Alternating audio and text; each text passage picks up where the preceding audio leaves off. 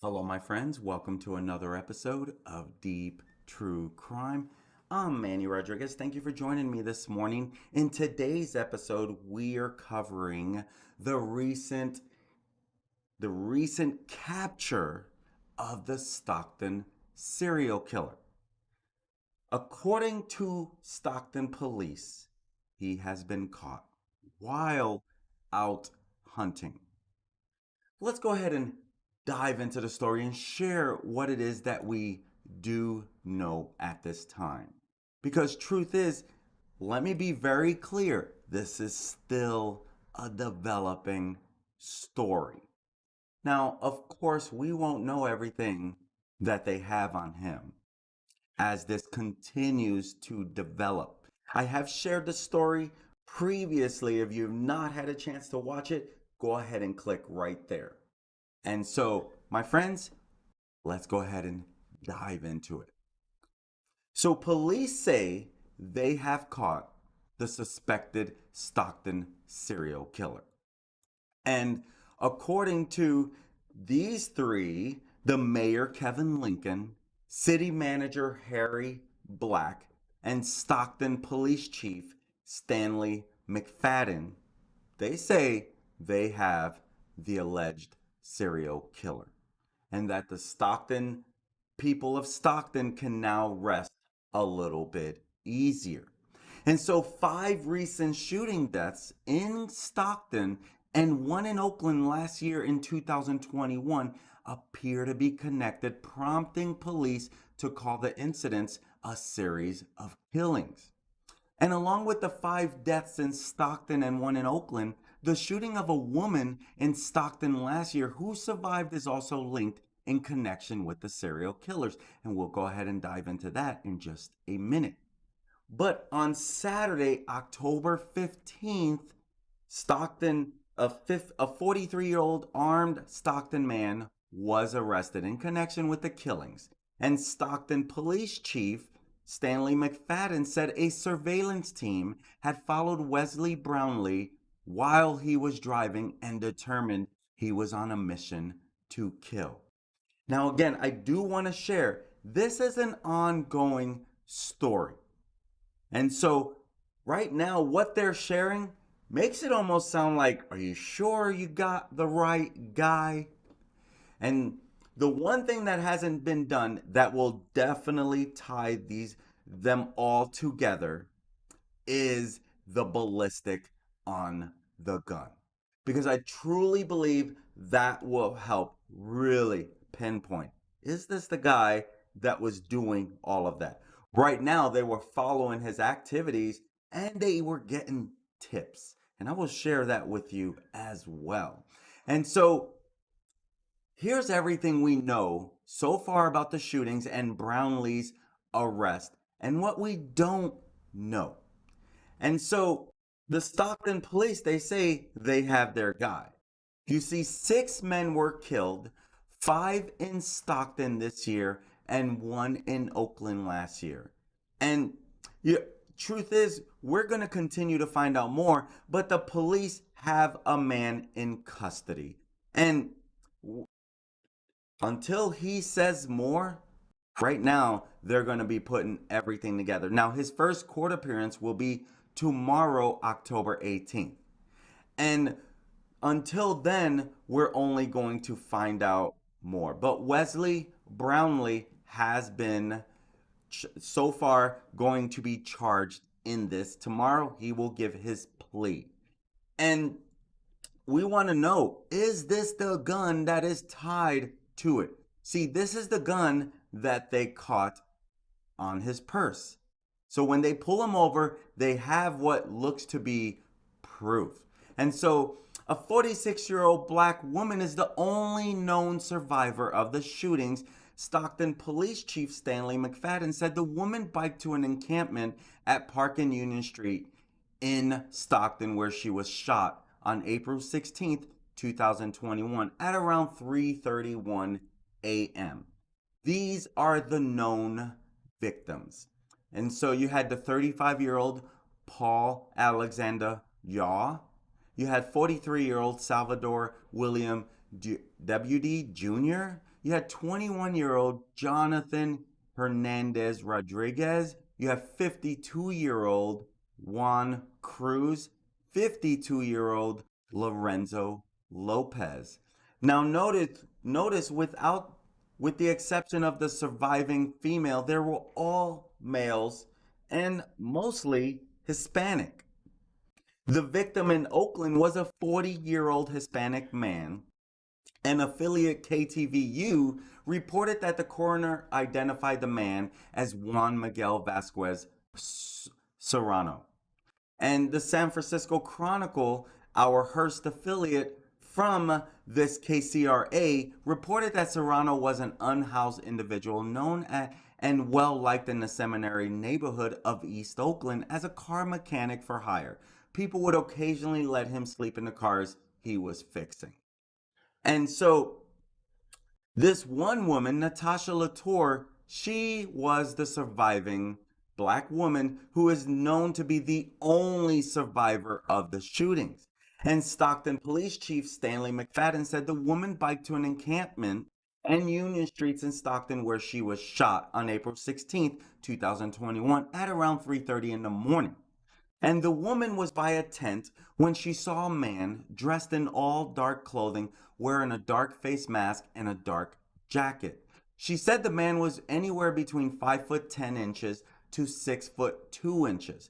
The woman told police that no words were exchanged between them and that she tried defending herself by advancing toward them. And here's the thing. And she's pretty upset that more people died because in her words, she believed they didn't believe her. They said it was a drug deal gone bad. They wrote it off. Her exact comment in this interview was, 5 more people died because they did not take me serious.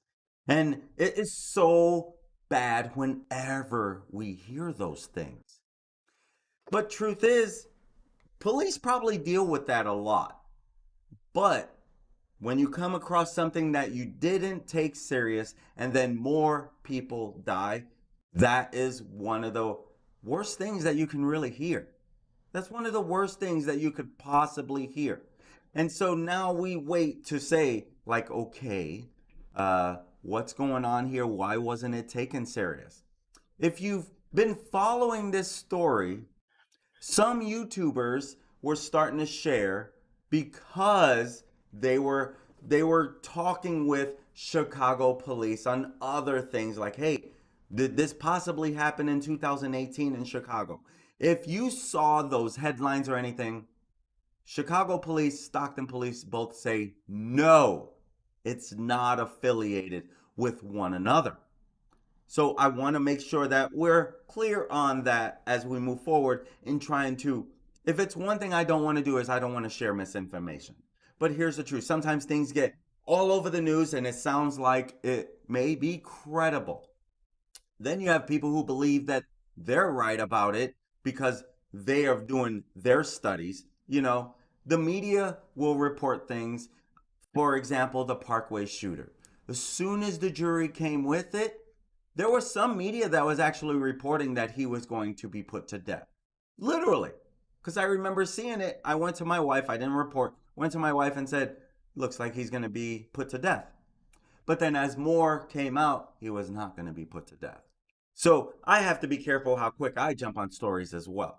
That's why I like it to sit a day or so before I report on it. I don't necessarily care to be the first one. I want to be the right one. And so these are key things in that matter. And so most of these deadly shootings happened in Stockton within a 4-mile radius of one another. The shooting where the woman survived happened to the south of the 5 deadly shootings. And that's where, if you're looking at this map, you can see a lot of where the shootings happened. The 5 deadly Stockton shootings that happened this year range from July 8th to September 27th. The shooting in Stockton where the woman survived happened on April 16th, 2021. The Oakland deadly shooting happened on April 10th, 2021.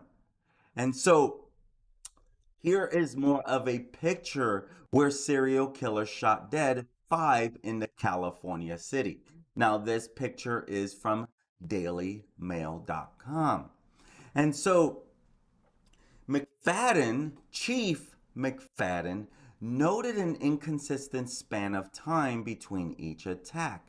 The time spent between the first attack on April 10th, 2021, and the next one was 6 days. The time spent between the second attack and the third attack was 448 days. Why do you suppose he took such a long break? Because from the third attack to the fourth attack, 34 days pass, according to Chief McFadden. From the fifth attack to the sixth attack, 22 days passed. And from the sixth attack to the last known attack on September 27 was 6 days. And now you look at him, because allegedly when he was caught here just a few days ago, on October 15th, early morning, around the same time where he was consistently doing this, he was on the hunt for his next victim, which would have left, September 27th? And so it was six days in between that, right before that, and now you had almost a month. So maybe he thought they've died out. They probably stopped looking for me a little bit, and maybe I can go and do it again. Well, good thing they were surveilling him. Again, we don't know for sure if this is him. We got to wait till these ballistics are done.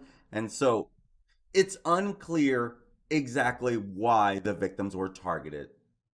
But it's notable that 5 victims out of the 7 shootings were Hispanic men, and 4 of the victims were experiencing homelessness. Stockton police don't believe that there is any indication that these are hate crimes. And Chief McFadden, he said that the shootings tend to have a pattern. They happen when it's dark, late at night, and when people are by themselves in badly lit areas. The victims also appear to have been caught by surprise, he said. And you can see on this picture where the alleged serial killer was caught. He was caught in the corner here at a stoplight when they pulled him over because he was looking suspicious, in a sense, as this Stockton serial killer. Now, Stockton police did confirm that ballistic tests have linked the shootings to one another, but police are not saying if all shootings are linked to the same gun, which is why I think he is officially charged with one of them, because because there is a link from the ballistics to one of the killings. And at some point, Chief McFadden, during a briefing, said he had absolutely no answer as to why that pistol went dormant for over 400 days. And this is in reference to the time spent between the second attack and the third attack. And so Wesley Brownlee, the alleged Stockton serial killer, he was finally arrested around 2 a.m. on Saturday, October 15th, while out hunting. Again, this is according to Chief Stanley McFadden. And so the police chief said the arrest was made possible thanks to the community tips and the work of the department. And so they shared this on Instagram when he was caught. And so you can see through here that a Stockton man has been arrested in connection to a series of killings in Stockton and one in Oakland. And this was according to the authorities. And we wait to find out, okay, is he going to be charged with all of this? Because he was captured on Winslow Way and Village Green Drive, and he was wearing dark clothing with a mask around his neck and was armed with a firearm in the waistband. So this is according to the police. But here is what if this is him, again, dark clothing with a mask around his neck and armed with a firearm in his waistband. That was according to police on this thing. And so police, they believe that he lived in Stockton off and on. So they believe that it was basically in the area where he lived. And they tied this gun to the killing, at least one of the killing. And so they're calling him basically a resident of Stockton who also was living in other cities and has a criminal record. According to public records, Brownlee has a criminal history in California and Arizona. And so we wait to find out, is this the true serial killer who did all of this? Because according to Chief McFadden, they have their guy. They literally have their guy because they did their press conference just yesterday, and a lot of activity was out there in the area that had all of them thinking, this must be our guy. So he was then arrested. And so now we wait again more, but according to public records, he has a criminal history and he is connected to past drug violations, traffic violations, and a DUI. But again, we wait to find out more on this Wesley Brownlee guy. Police said they are testing the gun that Brownlee had to see if it's linked to all 7 shootings. 2 neighbors near the shootings and where Brownlee was arrested, they said that they believe they had interactions with him. One woman said, "When I was outside, I felt someone staring at me. I turn around with my back towards my door and I look to my left and see him standing right there with his gun in his hand." That's according to her. In August, one of the victims, Johnathan Hernandez Rodriguez, was found dead inside his car by residents at the apartment complex where he lived on East Hammer Lane and Tam O'Shanter Drive. And so that was where a lot of things were linked to him in a lot of these different areas, including Hammer Lane. That's where Johnathan Hernandez Rodriguez was found dead inside his car by residents at the apartment complex. And the woman who was sharing that she was outside, she said she ran inside to her sister and that the man knocked on the door of the apartment. She said they called 911, but authorities could not find anyone in the area. The incident, she said, frightened her so badly, she moved. Now, according to a lot of this, his MO wasn't to go knocking on doors. His MO was more, he's walking along the street, no one's around, killing the person who is there. And so that doesn't quite seem like his MO, but it doesn't mean that it's not him.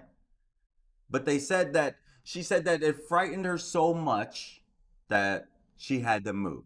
Now, Brownlee is expected to appear in court on Tuesday. And until then, we're only going to wait to find out, is he going to be charged with all of this? And so the question came up, is he also attached to these serial killings connected to 2 2018 murders in Chicago? Basically, most likely not.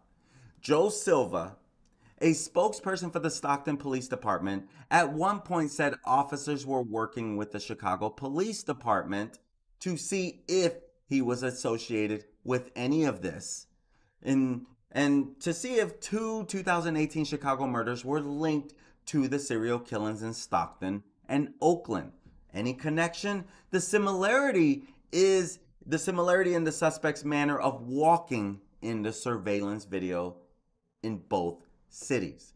And so, but a day later, Stockton police said the investigators do not believe there is any connection between the killings in the two cities.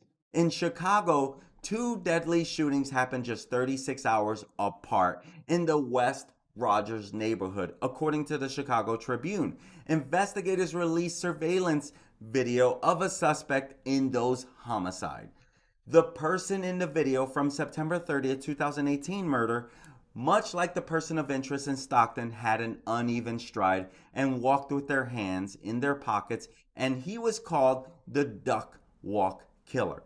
If you notice when they showed the video, when they're trying to find any connection to the Stockton video, I'm not going to share it again. You can see it in the first video. But when he was walking in the video, it looked like he had a little limp. That's exactly what they're talking about. This is part of the video that they were showing if there was any connection to him. And so that's why they were like, he kind of walks like a duck maybe. And that's when they're like, maybe he's the duck walk killer that we had in Chicago. But again, they basically have ruled this out that he is not associated with this. And so a $125,000 cash reward has been offered to anyone who could bring information that leads to an arrest in any of the investigation, according to police. McFadden said they are still seeking information as the investigation continues. So what else do we still not know? What was the exact tip or piece of information that led police to Brownlee? Here is a Facebook group that is basically all around the Stockton serial killer community. It is said that this Facebook group helped with a lot of tips. And so we don't really know what exact tip led to this or any piece of information that led police to Brownlee. We don't really know. But from what I hear, some of the tips came from this Stockton serial killer community news and information. And we don't know what his motive was. We don't know much about this guy, to be completely honest with you. And I'm guessing some of these tips there's some credibility. But according to Chief McFadden, he said, we are sure we stopped another killing. Because again, they received tips about Brownlee and had been watching as he drove around Stockton Saturday morning. They were surveilling him. And according to police, the deserted streets of Stockton in the early morning were his preferred hunting ground. And Stockton is where 5 of the shootings occurred. That's where they were like, we're going to see what's going on.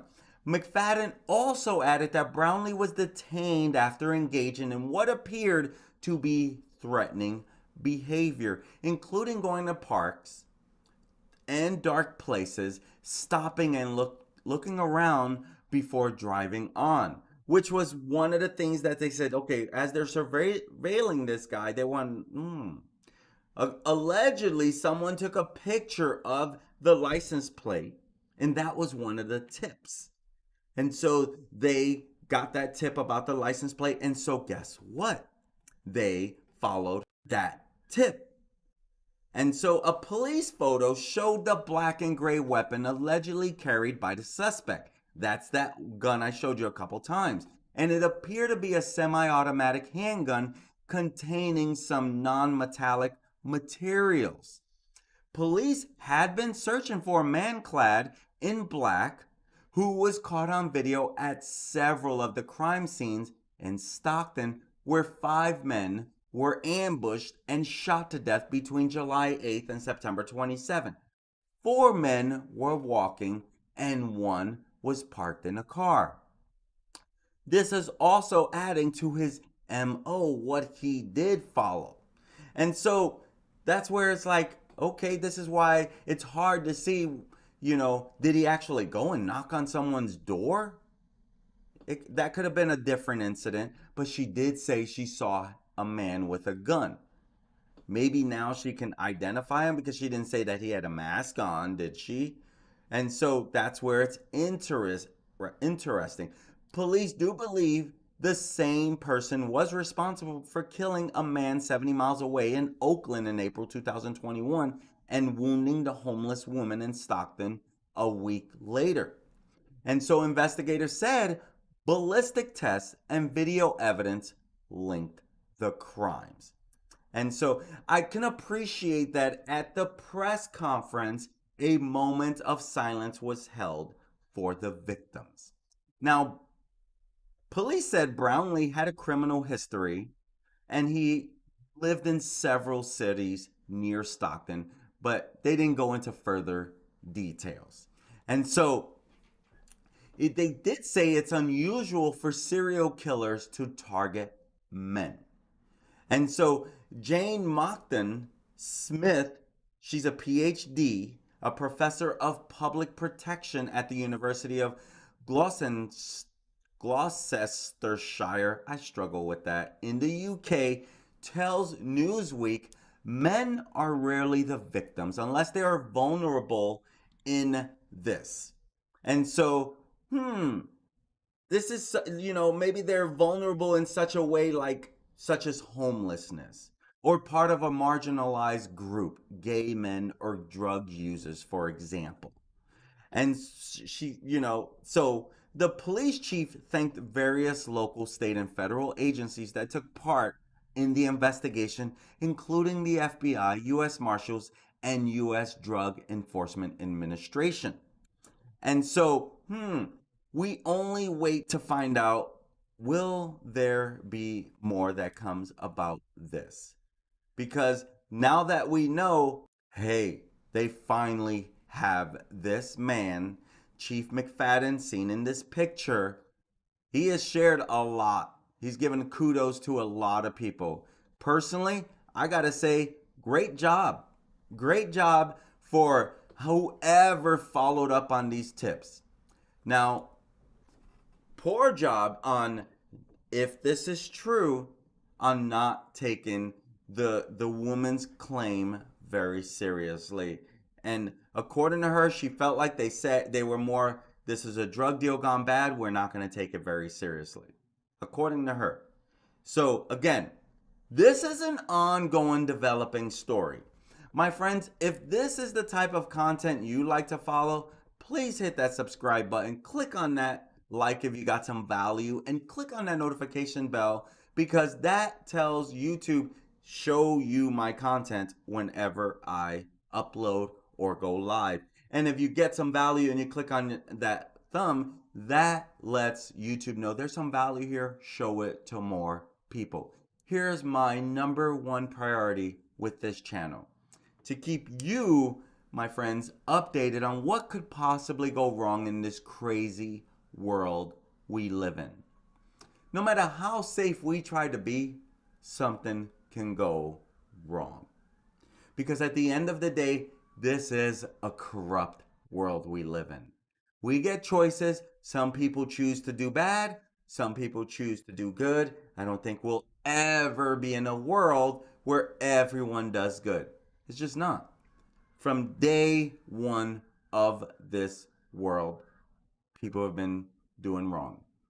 So, my friends, I'm Manny Rodriguez. Thank you for joining me today, and I look forward to serving you again. Rest in peace to all the victims out there of the Stockton serial killer. Talk to you later. Peace.